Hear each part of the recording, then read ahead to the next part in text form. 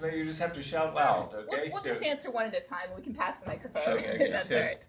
So, questions, comments, things you want us to pass on to Robbie Kenner? Yeah. Yes, in your own shirt there. Congressman Engels, have you found any way to appeal to conservative voters on this issue? Well, it's a building year, Coach. So to say we're not winning yet, right? But there's progress. I mean, if you think about it, in the depths of the Great Recession, it's hooey, it's a hoax. Then here more lately, it's been I'm not a scientist. That's becoming untenable. And so now what we're seeing is people moving to, well, it's too expensive to do anything about.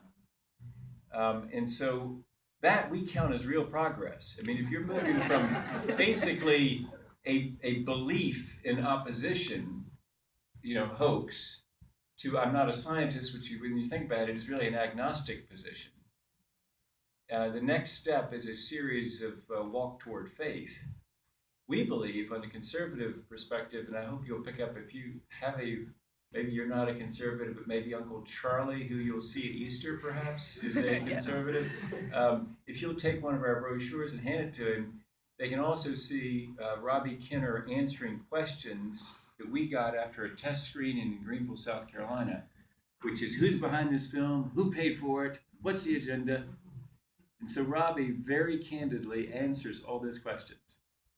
And so we hope that you can give it to Charlie at Easter and get him to look at our website that has Robbie answering those questions. So it's all about reaching Charlie, and I hope that's what you're thinking about here if you're here tonight. And if I could add to that.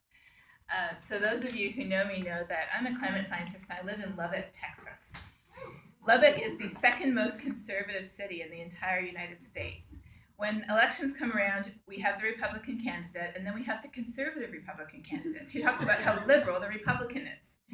But even in Lubbock, Texas, when we start talking about what we care about first, when we start talking from our hearts about how we care about our water, we care about our farms, we care about our people, and let me share with you why I care about climate change, given that we are both worried about our water, or our kids, or our faith, or our families. Starting from the values can make a difference with everybody, because I believe that just about every human on this planet has the values that we need to care about climate change. We just need to connect the dots. Hi, Dr. Mann, you've got a lawsuit right now against Competitive Enterprise Institute.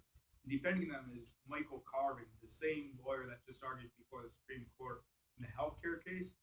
I'm convinced that they're bringing such big heavyweights because they don't want to get to discovery, because they don't want boxes of tobacco documents coming out against them, talking about who the money is behind all this denial industry.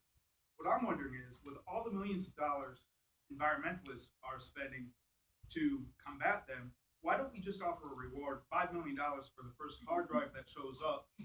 That, Congressman Inglis, I'd like to know if that's a viable approach. Well, I'm not going to comment on the specifics of legal matters, but suffice it to say that, as we see in this movie, and as many of you know, there is a very well-funded disinformation campaign. It's like what we had with tobacco, only now we're talking about the most powerful and wealthiest corporations that ever existed on the face of the planet. And unfortunately, rather than having the good faith discussion that is to be had, because there is a very legitimate debate to be had about policy. What should we do about this problem? And I think it's great that we have folks like Bob Inglis, who is a personal hero of mine, for his efforts to connect with people of conservative ideologies and see if we can get them to be part of the legitimate debate that is to be had about what we do about this problem. Unfortunately, as many of you are all too aware, we are now stuck. We continue to be stuck in this fake debate about whether climate change even exists. And people, at the highest levels of our government, the head of the House Science Committee doesn't accept the science of climate change, also doesn't accept the science of evolution. So sort of an equal opportunity science denier.